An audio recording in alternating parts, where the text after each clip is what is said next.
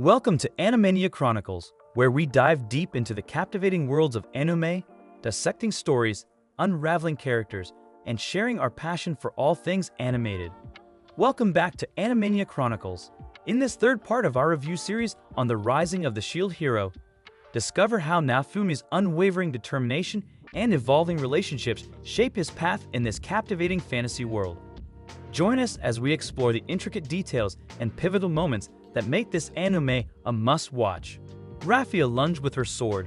It dodged and kicked her aside before evading Filo's kick, but the lady burned it with her fire blast.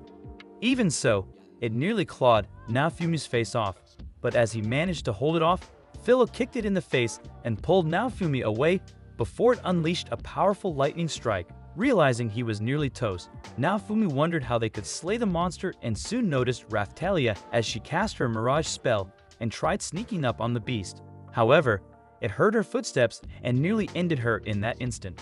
Philip told Naofumi that the beast was highly sensitive to sound, so as it jumped towards them, Naofumi utilized his new skill and told Philip to scream into his shield. Immediately, she let out a terrible scream that repelled the monster, and the lady cast another fire blast to weaken it, allowing Raphtalia to stab it before Philip dealt the final blow. Realizing Raphtalia was wounded, Naofumi bandaged her wound, telling her to be careful next time. With no other monster to stop them, Naofumi finally obtained the gemstone. The following day, Philip began converting her mana into the magic threads, but had already grown exhausted from all the work. By the next day, Naofumi finally handed the dressmaker the magic threads for Philo's clothes, and when they returned, they found Philo stunning in her new outfit.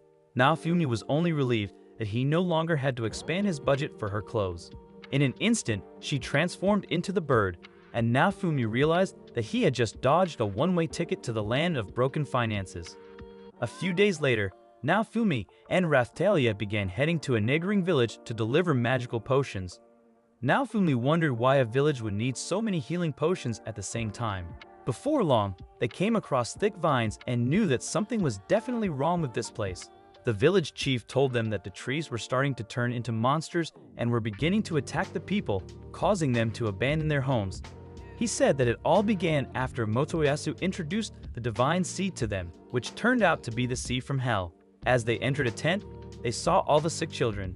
Hoping to save them, Naofumi gave one child a potion, and as he spilled it on the plants, they vanished, healing him in that instant.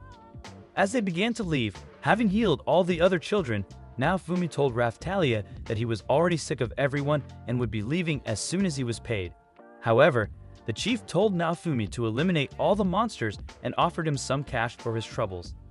He accepted it without any care in the world and set out to do his business. When they arrived inside the village, a monster tree spewed poison gas, but Raphtalia cut it down, and Philo destroyed another. However, Naofumi found a larger tree, so Philo charged towards it. Using the air shield, she was able to dodge all the vines and landed a kick at the monster. Even so, another monster appeared, so Naofumi told Raphtalia to splash a potion all over it in hopes of killing it. As she hitched a ride on Philo, they took off, evading all the vines effortlessly before Raphtalia cut them off. However, as they began to fall, Raphtalia got caught in the vines but quickly protected herself as she spilled the potion. The tree regenerated immediately, so Naofumi decided to try his enhancement skill and began approaching the tree. Immediately, he was bound up, but his powers began ripping the vines apart. As he spilled another potion, the tree began melting apart and crumbled to the ground. When Naofumi discovered that he had acquired a plant modification skill, he tossed 3 seeds and watched them transform into a monster tree before withering away. After returning to the villagers, Naofumi told them that he had done his job but said that they had to clean up the place on their own because no one hired him for a cleaning job. The next day, he was able to fill his own mana into the forbidden seed and planted it. Before his eyes, it grew into a plant, and Naofumi told the villagers that he reduced its breeding and mutation ability, making it possible to bear normal fruit. The chief began to thank him for this gift, but Naofumi told them that it was not for free. So Raphtalia suggested that they have a trade by barter. As they left the village, Raphtalia wondered what they would do with all these fruits. Naofumi told her that he had just the perfect customer for them. That evening, when they met the gem merchant, he agreed to buy all the fruits and offered to point them towards a nearby town for some rest. When they arrived, Naofumi thought the town looked nice and suggested that they stay here for a few days. That night, as Raphtalia entered the room, she found Naofumi and Filo together and wished that she could have him all to herself. Early the next morning, she thought of getting him a gift that would impress him so he would finally see her as a grown woman. Before long, she began heading out, hoping to find a bird with an ancient crystal that would impress Naofumi and turn her love life around. However, she soon realized that Filo had followed her and thought she was after the ancient crystal. But Filo told her that she was looking for a bird's egg to eat for breakfast. As she began running off, Raphtalia ran after her until she grew tired. However, as she realized that Filo was about to fall off the cliff, she managed to catch her, but they fell off together. Realizing they had fallen on a beast, they started running away as it chased after them. When they got close to the edge, Filo turned into the bird, and with Raphtalia hitching a ride, she jumped over to the other side, finally escaping from the animal. After a few hours, they finally found the bird and began sneaking towards it. When Raphtalia tried to take an egg, the bird began screaming and the beast appeared before them. As it charged towards them like a mad bull, it destroyed the nest and scattered all the eggs. The girls finally had enough, so they returned to the town with the beast as their prize, but Raphia was disappointed that she wouldn't be offering Naofumi any gifts. Two men appeared before them. One told them that the beast was a rare offering for the town's ritual and offered to pay them good money for it. Realizing the opportunity, they agreed to sell it and were able to buy Naofumi a special tool for crafting metals. Raphia told him that it was their special way of thanking him for being a good husband to them. Naofumi suggested that they have a feast. A few days later, as they prepared to leave for a new village, they came across two travelers. After serving them breakfast, the lady told them to return to their city and said that the village was disturbed by a terrible plague. However, Naofumi saw this as his opportunity to make some extra cash and began heading towards it anyway. When they arrived at the village, he told an old man that he had come to sell them some healing potions. Immediately, the man realized that he was the famous traveler they had always heard about and hurried off to tell the others. Shortly, the village doctor led him into a room filled with sick people, so Naofumi gave one sick man a potion, and everyone was surprised to see him restored. That night, Naofumi decided to charge the doctor 10 times his usual fee, and said that the villagers would return to being sick if they failed to discover the cause of their illness. The doctor told them that everyone had grown sick after a dragon on the nearby mountain was slain, and that the rot of the dragon's flesh had poisoned the air, killing everyone around the site. With no one able to resist the poison, they could not incinerate the body and stop the disease. Thinking of how much he would make from this, Naofumi decided to take up the challenge and told them that he would be charging them 50 times more than usual. Before long, they began heading towards the mountains. After spotting several monsters before them, Naofumi thought that it would be a waste of time if they tried to fight them all, so he cast a spell on Filo, making her run through them and breeze all the way to the mountains. When they arrived before the dragon, Naofumi wondered just how they would rip it apart, but before their eyes, the dragon began restoring to life, and Naofumi realized that all their plans were ruined. As they began running off, Filo jumped before them and flew towards the dragon, knocking it with a punch. When it spewed poison gas, Naofumi managed to block it, but the smoke began to overwhelm Raphtalia. Hoping to kill it, Filo charged at it and managed to evade its attacks. However, Naofumi thought they were better off retreating and tried calling Filo to return. At that moment, the dragon devoured her and swallowed her up instantly. At the sight of this, Naofumi and Raphtalia thought they would never see her again. As the dragon spewed more gas, Naofumi remembered his first moments with Filo and how he watched her transform. At that instant, his anger began to grow and his curse series was activated. Using his hate, the shield's power began to increase. As he approached the dragon, it smashed him into the ground, and Raphtalia thought that he had walked into his own death. However, he re-emerged, raising the dragon's foot. As his powers increased even more, Raphtalia tried to stop him but was blown away. Naofumi released a powerful light that destroyed the ground and cleared the dust, revealing his flaming shield. As the dragon struck with its tail, he burned it off. Remembering the pain of his betrayal, his shield burned even brighter, and he knocked the dragon, ready to burn all of it. But at that moment, he heard Raphtalia's voice and as his mind was restored, he found her wounded and saw her pass out on the ground. Desperate to save her, he started casting his healing magic, but she remained unconscious.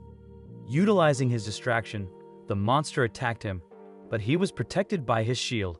However, he tried to put out the flames, realizing he could not save Raphtalia and attack the dragon at the same time.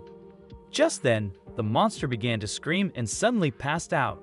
As he wondered what just happened, Raphtalia came awake, but nearly lost consciousness again. She wondered who slayed the dragon, but even Naofumi had no answer. Before their eyes, Filo rolled out of its belly, and they were surprised to see her alive. She told them that she was never dead. She had found a purple crystal while eating through its belly, but it was already inside her.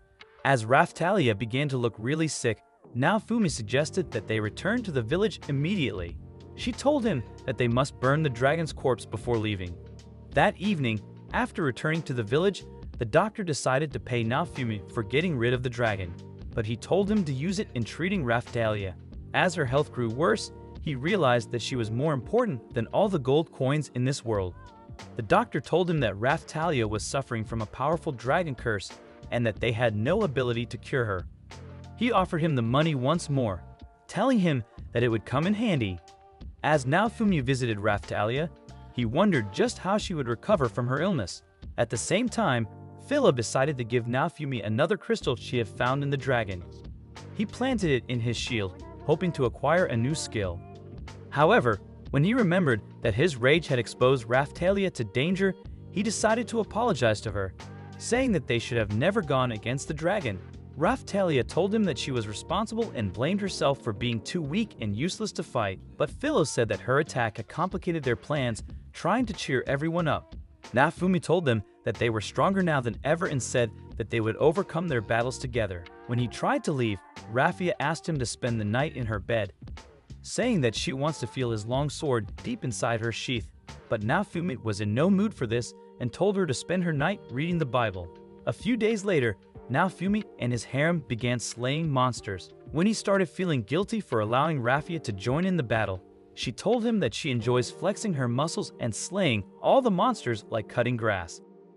That afternoon, as they began traveling through the forest, Naofumi told Raphia that they must return to the city immediately so that they would find a cure for her illness. At that moment, they discovered a young girl on the other side of the forest, but when the birds noticed their presence, they took off immediately. The girl noticed Naofumi and his company and basically overlooked him like he was totally invisible, but told Filo that she has always wished to meet her clan and was happy that she could talk. Raphia wondered if the girl was from the village, but Naofumi told her that she was probably the daughter of some noble lord. After the girl introduced herself as Melty, Naofumi told Filo that he would be heading to town with Raphia and offered her a timeout. Happy to get a break, Filo transformed back into a human, and the girl was happy that she had made a new friend. That evening in the village, Naofumi began to heal the people with his healing potion, but later that night, as he bandaged Raphia's wound, Filo told them that Melty was a lost little girl who could not find her way back to the city after getting separated from her security. At that moment, the girl arrived asking them to escort her to the city as she wished to reunite with her family. Naofumi was unwilling to agree, but Melty told him that she must visit the capital immediately for an urgent duty and promised to reward him with more gold than he could hold. Naofumi thought he may as well become a millionaire from all the reward, but was worried that he might get into trouble for hanging around with the Lord's daughter. Filo told him that they couldn't abandon her, and Raphia said that helping her was the right thing to do, so Naofumi finally agreed. The next day, Naofumi and the girls finally rode out of the village, but as they began a new journey, Raphia endured all of her pain. After successfully sneaking into the city, Naofumi told Filo to escort Melty to her home and to return with all the cash she promised. Afterwards, they arrived at the church hoping to find a cure for Raphia's illness. Naofumi noticed that there was no symbol of his shield on the top of the church and realized that everyone in the church probably hates him. After arriving inside, the Pope welcomed him, saying that he had witnessed his duel with Motoyasu at the castle and considers him a great fighter. But Naofumi could give two shits about his compliments and demanded their most powerful holy water that would heal any curse. One priest told him that nothing good comes for free and that he must pay a gold coin for it. However, when he used his appraisal skill on the holy water, He realized that it was the cheapest one in their store and told them to go drink it. So the Pope commanded for the real bottle and apologized for the mix-up. After using his appraisal on the new bottle, he discovered that this was the real one and began to leave. When they arrived outside the church, they noticed that a knight was running towards them, screaming for his attention. Unwilling to associate himself with anyone in the city, Naofumi and Raphia started running off, hoping to lose the man. They hid in an alley, looking to keep Raphia safe. Naofumi suggested that they split up and decided to draw the knight towards a different direction. After growing exhausted from all the running, Naofumi tried resting, but Motoyasu came flying with his spear, narrowly missing him. Naofumi wondered if he had finally lost his mind, but Motoyasu told him that he had come to free another slave girl. As Naofumi blocked his spear, he told him to go get a life, saying that Raphia was never getting in his bed, but Motoyasu told him that he had come to free someone else. With Naofumi confused, Motoyasu told him that he had spotted an angel in his group and had come to rescue her. Immediately after realizing that the girl was Filo, Motoyasu began saying that he had never seen a prettier angel before and had been considering having his own harem with her as his second wife. Naofumi noticed his growing protector and wondered just how he intended to satisfy his harem with his damaged plot development device. Wounded by the memory, Motoyasu decided to retaliate Filo's attack and launched his spear, but he parried it, destroying a stall instantly. A few people began screaming at him to grow a brain cell, but when others thought his attacks were perfect, they began a fight of their own. As Motoyasu began charging with his spear, the knight stood in his way, forcing him to stop, but Mine arrived and commanded her soldiers to surround them, immediately revealing a royal order. She commanded that Motoyasu and Naofumi begin a new duel. However, Melty appeared just in time and said that she would not allow a duel inside her city. At that moment, Naofumi discovered that she was Mine's sister. Shortly, Raphia and Filo arrived, wondering why Motoyasu had completely lost his mind.